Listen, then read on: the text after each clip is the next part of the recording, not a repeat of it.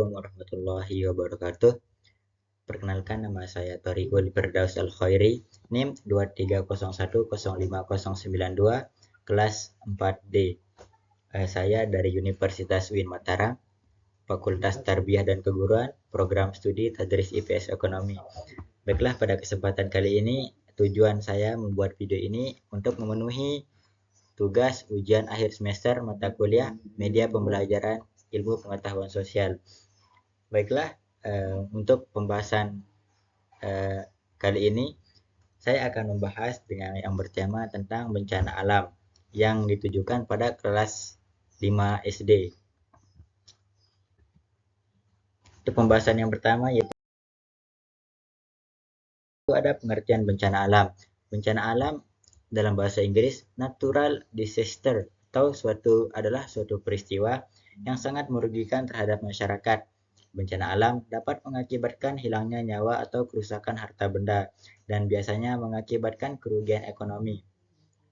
Contoh kejadian bencana alam meliputi banjir, letusan gunung berapi, gempa bumi, tsunami, tanah longsor, badai salju, kekeringan, hujan es, gelombang panas, hurikan, badai tropis, taifun atau tornado, kebakaran liar, dan wabah penyakit. Beberapa bencana alam terjadi tidak secara alami. Contohnya adalah kelaparan, yaitu disebabkan karena kekurangan bahan pangan dan jumlah besar yang disebabkan oleh kombinasi faktor manusia dan alam. Dua jenis bencana alam yang diakibatkan oleh peristiwa luar angkasa jarang mempengaruhi manusia, seperti asteroid dan badai matahari dapat merusak sistem komunikasi dan jaringan listrik. Next. Selanjutnya ada jenis-jenis bencana alam. Yang pertama yaitu ada gempa bumi, di mana gempa bumi terjadi karena getaran yang terjadi akibat pergeseran lempeng bumi. Indonesia sering mengalami gempa karena berada di zona seismik aktif.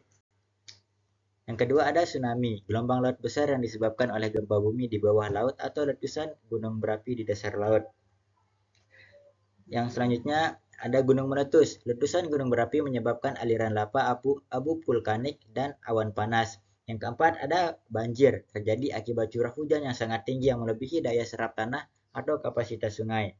Yang terakhir ada tanah longsor, pergerakan massa tanah akibat hujan deras atau guncangan di daerah yang tidak stabil. Selanjutnya ada dampak bencana alam. Dampak bencana alam di sini yaitu ada 3. Yang pertama ada dampak sosial, yang dimana kehilangan tempat tinggal, korban jiwa, dan trauma psikologis. Yang kedua ada dampak ekonomi, kerusakan infrastruktur, kerugian produksi dan distribusi barang. Dan yang terakhir itu dampak lingkungan, yang dapat mengakibatkan kerusakan hutan dan pencemaran air dan tanah. Selanjutnya yang terakhir, cara penanggulangan dan mitigasi. Yang pertama ada mitigasi struktural, yang dimana pembangunan tanggul, pemetaan rawan bencana, penguatan bangunan tahan gempa. Yang kedua ada mitigasi non struktural, yaitu edukasi masyarakat, pelatihan evakuasi, dan sistem peringatan dini.